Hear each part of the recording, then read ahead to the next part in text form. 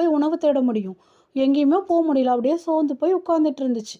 அப்போ பார்த்தா இந்த எறும்புகள் எல்லாம் ரொம்ப ஜாலியாக விளாண்டுட்டு இருந்தாங்க அவங்க. என்னடா இது, நம்ம இப்படி 4 நாளாக மழை வந்து சாப்பாடு இல்லாமல் இவ்வளோ சோர்ந்து போய் உட்காந்துருக்குறோம், இந்த எறும்புகள் எல்லாம் இவ்வளோ சந்தோஷமாக விளாண்டுட்டு இருக்காங்களே அப்படின்னு பார்த்துக்கிட்டே உட்காந்துட்டு இருந்துச்சு. இப்படி பார்த்துட்டே உட்காந்துட்டு இருந்த வெட்டுக்கிளி கிட்ட போய் ஒரு எறும்பு போய், என்ன ஆச்சு, ஏன் ரொம்ப சோகமாக உட்காந்துருக்கேன் அப்படின்னு சொல்லி கேட்டாங்க.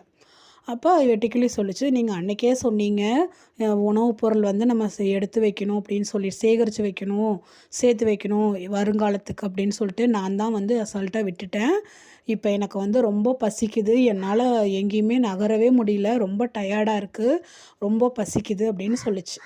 அப்போ எறும்பு வந்து என்ன சொல்லுச்சுன்னா, சரி வாங்க இப்போ நான் உங்களுக்கு உணவு தரேன்னு சொல்லி கூட்டிகிட்டு போய் அதுக்கு சாப்பிட்றதுக்கு உணவை கொடுத்துச்சு. இப்படி எறும்பு கொடுத்த உணவை சாப்பிட்டு முடித்த வெட்டுக்கிளி எறும்புக்கிட்ட சொல்லுச்சு, நான் ரொம்ப பசியோடு இருந்தேன், நான் என்ன பண்ணுறதுன்னு தெரியாமல் ரொம்ப கவலையாக இருந்தேன், நீங்கள் எனக்கு அந்த டைமில் இந்த உணவு கொடுத்து எனக்கு உதவி பண்ணியிருக்கீங்க, இதை நான் என்றைக்குமே நான் மறக்க மாட்டேன், ரொம்ப நன்றி அப்படின்னு சொல்லிச்சு. அப்போ எறும்பு சொல்லிச்சு, நம்ம எப்போவுமே வந்து எதிர்காலத்துக்கு நம்ம முதல்லேருந்தே நம்ம சேவிங்ஸ் வந்து கற்றுக்கணும் அப்படின்னு சொல்லிச்சு.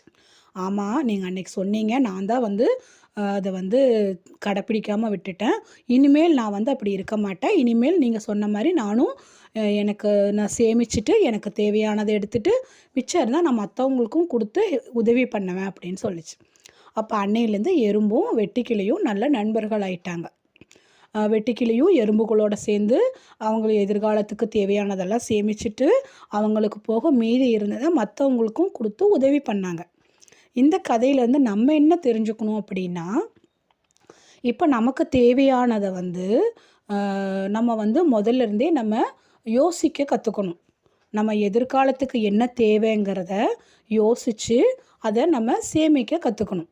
அது பொருளாக இருந்தாலும் சரி, நம்ம அறிவு சார்ந்த விஷயமா இருந்தாலும் சரி.